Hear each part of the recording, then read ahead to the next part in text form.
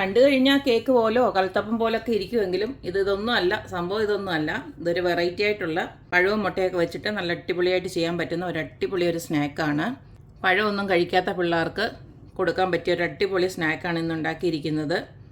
അപ്പോൾ നമുക്ക് ഈ ഒരു റെസിപ്പി എങ്ങനെയാണ് ഉണ്ടാക്കുന്നതെന്ന് നോക്കിയിട്ട് വരാം.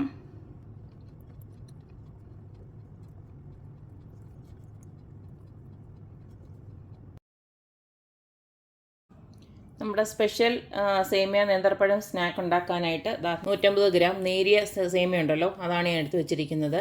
അതുപോലെ ഒന്ന് നുറുക്കി വെച്ചിട്ടുണ്ട്. ഇനിയും വേണ്ടത് നമുക്ക് നേന്ത്രപ്പഴമാണ്. നല്ല പഴുത്ത 2 നേന്ത്രപ്പഴം ഇതുപോലെ ഞാൻ നുറുക്കി വെച്ചിട്ടുണ്ട്. പിന്നെ ഇതിലേക്ക് നമുക്ക് കുറച്ച് അണ്ടിപ്പരിപ്പും വേണം, കുറച്ച് തേങ്ങയും വേണം. ഇനിയും വേണം കുറച്ച് സാധനങ്ങളൊക്കെ, അത് വഴിയെ കാണിച്ചു തരാം. ആദ്യം ഇതെല്ലാം ഒന്ന് വറുത്തെടുക്കാണ്ട്, അത് കഴിഞ്ഞിട്ട് ബാക്കിയുള്ളത് കാണിച്ചു തരാം. ആദ്യം തന്നെ നമുക്കൊരു പാൻ ചൂടാക്കി അതിലേക്ക് കുറച്ച് നെയ്യാണ് ആദ്യം ഇട്ട് കൊടുക്കുന്നത്. 1 ടേബിൾ സ്പൂൺ നെയ്യ് വരെ ഒന്ന് ഇട്ട് കൊടുക്കാം. ആദ്യം തന്നെ നമുക്ക് ഈ എടുത്ത് വെച്ചിരിക്കുന്ന അണ്ടിപ്പരിപ്പ് ഒന്ന് വറുത്ത് മാറ്റാം.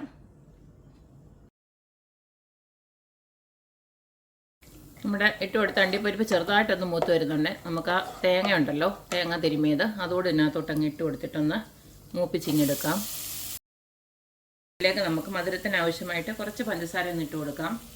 ഒരു 1-2 ടേബിൾ സ്പൂൺ പഞ്ചസാര ഇതിനകത്തോട്ട് നമുക്കൊന്ന് ഇട്ട് കൊടുക്കാം.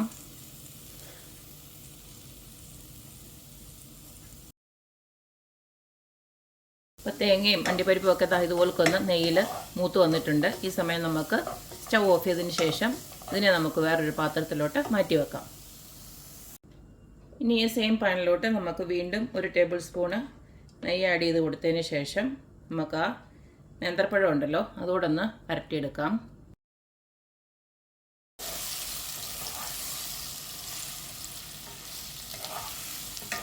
ഒരുപാട് കുത്തി ഉടച്ചങ്ങ് ഇതാക്കണ്ട.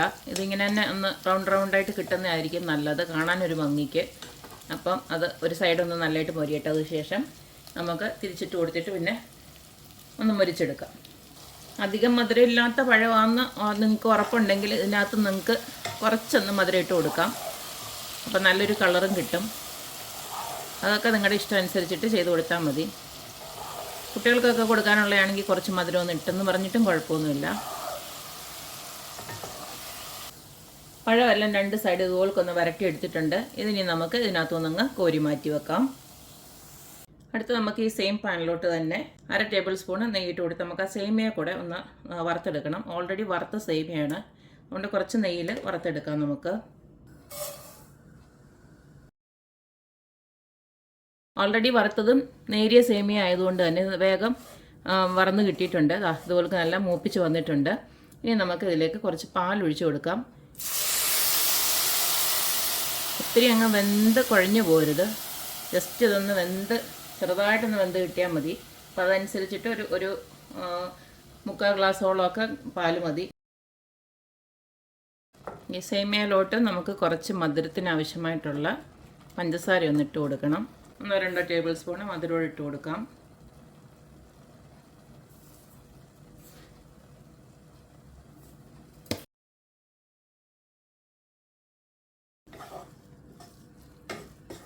എളുപ്പം വേവുന്ന സേമിയാന്ന് ഞാൻ പറഞ്ഞില്ലേ, കണ്ടില്ലേ, വെന്ത് കഴിഞ്ഞു. അപ്പോൾ ഈ ഒരു പരുവത്തിന് നമുക്ക് ഇതൊന്ന് മാറ്റി വെച്ചേക്കാം. അടുത്തത് നമുക്ക് ഈ ഒരു മിക്സഡ് ജാറിലോട്ട് ഒരു 4 മുട്ട പൊട്ടിച്ചൊഴിച്ച് കൊടുക്കാൻ പോവാണ്. ഇനി അടുത്തതിലേക്ക് മധുരത്തിന് ആവശ്യമായിട്ടുള്ള പഞ്ചസാര ഒന്ന് ഇട്ട് കൊടുക്കാം. അപ്പോൾ ഞാനിപ്പോൾ 2 സ്പൂൺ ഇട്ട് കൊടുക്കുന്നുള്ളൂ. നിങ്ങൾക്ക് മധുരം കൂടുതൽ ആവശ്യമുണ്ടെങ്കിൽ കുറച്ചും കൂടി ഇട്ട് കൊടുക്കാം. അടുത്തതിലേക്ക് പൊടിയോളം ഉപ്പിട്ട് കൊടുക്കുകയാണ്. കുറച്ച് മണത്തിന് വേണ്ടിയിട്ട് ഞാൻ കുറച്ച് ഏലക്കപ്പൊടി ഇഷ്ടമല്ലാത്തവർക്ക് നമ്മുടെ മല്ല എസൻസ് വേണമെങ്കിൽ ഒരു 2 ഡ്രോപ്പ് ഒഴിച്ചു കൊടുത്തേച്ചാൽ മതി. ഇനി അടുത്ത് ഞാനിതിലേക്ക് ഇട്ട് കൊടുക്കുന്നത് കുറച്ച് ലെഫ്റ്റ് ഓവർ ബിസ്ക്കറ്റ് ഇട്ടിരുന്നതാണ്, അതുകൂടി ഇട്ട് കൊടുക്കുകയാണ്. അതിപ്പോൾ പല ബിസ്ക്കറ്റാണ് ഇരിക്കുന്നത്, അത് അങ്ങോട്ട് ഇട്ട് കൊടുക്കുകയാണ്. ഇതിലേക്ക് ഞാൻ നേരത്തെ കാച്ചി വെച്ചിരിക്കുന്ന പാലില്ലേ, അതേപോലെ ബാക്കിയോട് ഒഴിച്ച് കൊടുത്തത് നല്ലതായിട്ടൊന്ന് അടിച്ചെടുക്കാൻ പോവാണ്. അപ്പോൾ ഞാൻ ഇതുപോലെ നല്ല ഫൈനായിട്ട് അടിച്ചെടുത്തിട്ടുണ്ട്. ഇനി നമുക്കിതെല്ലാം കൂടെ ഒന്ന് സെറ്റ് ചെയ്ത് വെക്കാം. സേമിയൊക്കെ വറുത്ത സെയിം പാനിലോട്ട് ഞാനിപ്പോൾ സെറ്റ് ചെയ്യാൻ പോവാണ്. ആദ്യം തന്നെ നമുക്ക് ആ സേമിയ ഒന്ന് ഇട്ട് കൊടുക്കാം. പകുതി അങ്ങോട്ട് ഇട്ട് കൊടുക്കാം. നമുക്ക് മുട്ടയും ബിസ്ക്കറ്റിൻ്റെയൊക്കെ കൂട്ട് ഇതിനകത്തോട്ട് ഞാൻ ഒഴിക്കുകയാണ്. അതിൻ്റെ മേലെ നമ്മുടെ തേങ്ങയും അതിൽക്ക് തന്നെ കാഷ്യൂ നട്ട് ഉണ്ടല്ലോ അതുകൂടെ നമുക്ക് കുറേശ്ശെ അങ്ങോട്ട് ഇട്ട് കൊടുക്കാം. നമ്മുടെ ഏത്തക്ക ഉണ്ടല്ലോ അതുകൂടെ നമ്മൾ അതുപോലെ ഇട്ട് കൊടുക്കുകയാണ്.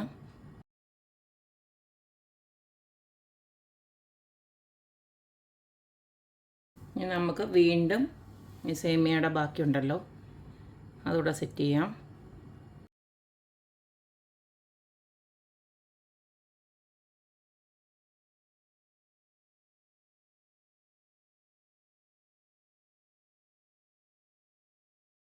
ഇനി അടുത്തത് നമുക്ക് ഇതുപോലൊരു ദോശക്കല്ലോ വല്ല ഒന്ന് ചൂടാക്കി ഇടണം. എന്നിട്ട് അതിൻ്റെ മേലെ ഇത് വെക്കാവൂ, അല്ലെങ്കിൽ മൊത്തം അങ്ങ് കരിഞ്ഞു പോകും, അടിയിലങ്ങ് കരിഞ്ഞു പോകും. ഇപ്പം ബേസ് നല്ലതായിട്ട് ചൂടാവുന്ന ഏതെങ്കിലും ഒരു പാത്രം വെച്ച് കൊടുത്തിട്ട് ഇതുപോലൊക്കെ വെച്ചിട്ട് നമുക്ക് അടച്ച് വെച്ചിട്ട് ഇത് വേവിച്ചെടുക്കാം. ഇനി കുറച്ച് നേരം കഴിഞ്ഞിട്ട് നമുക്കിത് തിരിച്ചിട്ട് കൊടുക്കാം. അപ്പോൾ ആദ്യമേ ഒരു 10 മിനിറ്റ് കഴിഞ്ഞിട്ട് നമുക്ക് നോക്കാം വെന്തിട്ടുണ്ടോ എന്ന്. 10-15 മിനിറ്റ് എന്തായാലും എടുക്കും, കാരണം നമ്മൾ ഡയറക്റ്റ് ഫ്ലെയിം അല്ലല്ലോ വെക്കുന്നത്, അതുകൊണ്ട് കുറച്ച് നേരം എടുക്കും.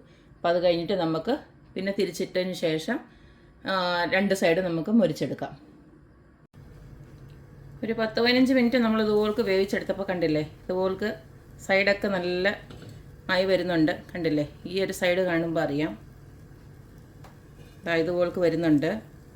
ഈ ഒരു സമയത്ത് നമുക്ക് തിരിച്ചിട്ട് കൊടുക്കാം. ഒരു പരന്ന പാത്രത്തിലോട്ട് തിരിച്ചിട്ടിട്ട് ഒന്നെങ്കിൽ ഇതിനകത്തോട്ട് തന്നെ ഇടാം, അല്ലെങ്കിൽ വേറൊരു പാനിലോട്ട് തിരിച്ചിട്ട് നമുക്കൊന്ന് വേവിച്ചെടുക്കണം. അപ്പോൾ ഞാൻ ആ സെയിം പാനിലോട്ട് തന്നെ തിരിച്ചിട്ട് കൊടുത്തിട്ടുണ്ട്. ഇതുപോലെ അങ്ങ് തിരിച്ചിട്ട് കൊടുത്താൽ മതി. നല്ല പെർഫെക്റ്റായിട്ട് ഇത് കരിഞ്ഞൊന്നുമല്ല, നല്ല പരുവത്തിനാണ് കിട്ടിയിരിക്കുന്നത്.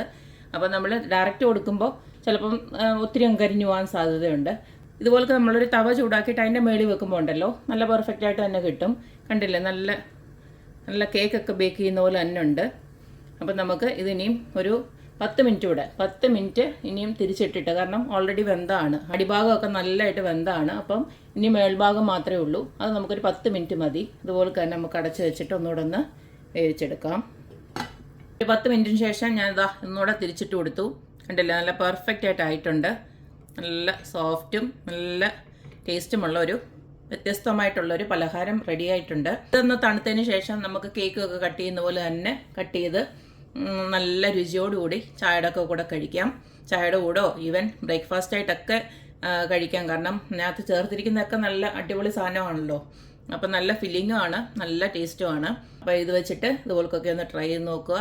ബിസ്ക്കറ്റൊക്കെ ഇട്ടുകൊണ്ട് തന്നെ നല്ല അടിപൊളി ടേസ്റ്റാണ്. അപ്പോൾ എപ്പോഴും പറയുന്ന പോലെ തന്നെ റെസിപ്പീസ് ഇഷ്ടമുള്ള എല്ലാവരും please like, share and subscribe.